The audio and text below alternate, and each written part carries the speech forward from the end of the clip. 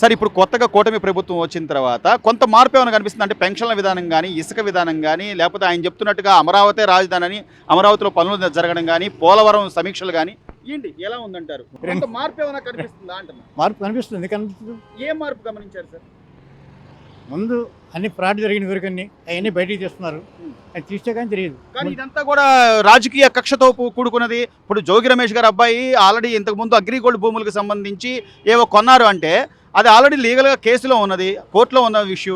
దానిలో ఎలా అని చెప్పి దాని మీద ఎంక్వైరీ జరుగుతుంటే సిఐడి ఎంక్వైరీ జరుగుతుంటే ఇది కేవలం నేను ఒక గౌడు కులస్తుంది కాబట్టి నా మీద జరుగుతున్న దారుణం అంటున్నాడు జోగి రమేష్. అది అట్లాంటి ఎట్లా కుదిరింది? ఇప్పుడు కులాన్ని బట్టి ఉండదు కదా ఫ్రాడ్ అనేది. ఎవడు చేసినా ఫ్రాడే. ఏ కులం వాడు చేసినా ఏ మతం చేసినా ఒకటి ఒకటి. అది తేలినా కానీ తెలియదు, ముందు తెలుస్తుంది తెలియదు కదా. ఇప్పుడు ఏ ఆధారాలు లేకుండానే సిఐడి ఎంక్వైరీ చేస్తారంటారా? తెలియదు కదా. ముందు ఏదో మొత్తం ప్రైమరీ ఇన్ఫర్మేషన్ వచ్చి ఉంటుంది, దాన్ని బట్టి అరెస్ట్ చేస్తుంటారు, వాళ్ళు తీసుకుంటారు. అంతేగాని ఇదేం రాజకీయ పూరిత కుట్రతో భాగం కాదంటారా? ఎలా చెప్పగలం? అది రాజకీయ అంటే అంటే ఆయన అంటున్నాడు రాజకీయం, నేను ఇంతకుముందు చంద్రబాబు ఇంటి మీదకి వెళ్ళాను కాబట్టి కావాలని నన్ను చేస్తున్నారు అంటున్నాడు. వాళ్ళంటే ఎట్లా కుదిరితే ఇప్పుడు ఎవరైనా అరెస్ట్ చేసినప్పుడు వాడు అట్లా ఉంటాయి కదా సార్, వాడు సేవ్ చేసుకుంటూ అట్లా ఉంటుంటారు, తప్పలేదు కదా. కానీ ఏదైనా కన్ఫర్మ్ అయిన తర్వాత ఫ్రాడ్ కాదు తెలుస్తుంది. కూటమి ప్రభుత్వం వచ్చి 2 నెలలు అవుతుంది, కొంత టైం ఇవ్వాలన్నారు, బాగుంది. గత 5 ఏళ్లలో జగన్మోహన్ రెడ్డి గారి ప్రభుత్వం మీద మీరు ఏం అంటే ఏం గమనించారు ఆ ప్రభుత్వం లోటుపాట్లు? నేను గమనిస్తున్నాను అంటే కామన్ మెన్ గా అదే ఇప్పుడు ఎక్కడ టీవీలో చూపిస్తున్నాడు, టీవీలోనే చూపిస్తున్నాడు, ఎక్కడ చూసినా గోతులు ఉన్నాయి, జనాలు చచ్చిపోతున్నారు, పడిపోతున్నారు, అది రోడ్లు లేవు, అభివృద్ధి లేదు, అది ఎటువంటివన్నీ ఉన్నాయి కదా. మరి నేను డబ్బులు పంచాను అంటున్నాడు ఆయన. ఇవన్నీ లేకపోయినా నేను బటన్ నొక్కా, డబ్బులు వేసా, అందరికి మొత్తం లక్షల కోట్ల అప్పులు తెచ్చైనా, సెక్రటేరియట్ తాకట్టు పెట్టైనా. అది సామాన్యుడికి ఏం తెలుస్తుంది? తెలియదు, అందరికీ తెలియదు. అది చెబుతారు కరెక్టే, ఎంతవరకు ఎడ తెలుస్తుంది? నిజంగా అందరికీ వస్తేనే అంటారా? పోనీ అదైనా ఇప్పుడు 2 లక్షల జాబులు ఇస్తా ఉన్నారు, ఎవరికి ఇచ్చారు? ఎవరికి? 5,000 రూపాయలు శాలరీ ఉందా? ఎదుగు పొదుగు లేని శాలరీ, అంతే కదా. వాళ్ళు గంట సేపు పని చేస్తారు, వెళ్ళిపోతారు. ఆ వాలంటీర్లు లేకపోతే అసలు మీ వల్ల ఏది కాదన్నారు. మరి పెన్షన్ విధానాన్ని మొన్న సచివాలయ ఉద్యోగులు చేశారు కదా. అదే మరి చేశారు కదా.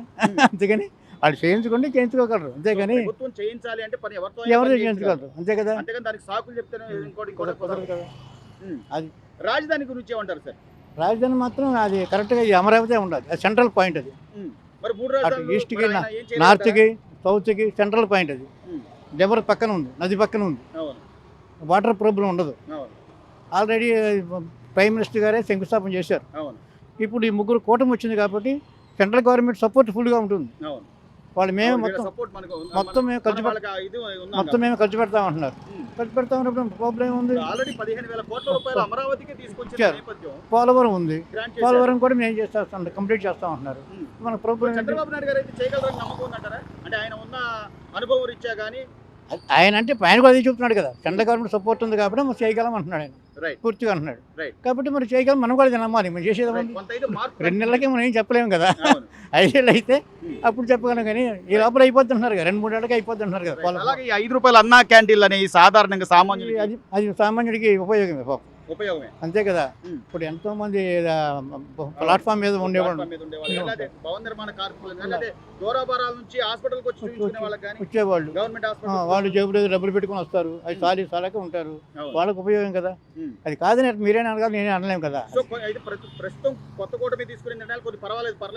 పర్లేదు, అది కొన్నాళ్ళకి పోతే కానీ మొత్తానికి 3 పార్టీలు వచ్చినాయి కాబట్టి డెఫినెట్గా సక్సెస్ అవుతుందని చెప్పుకోవచ్చు మనం.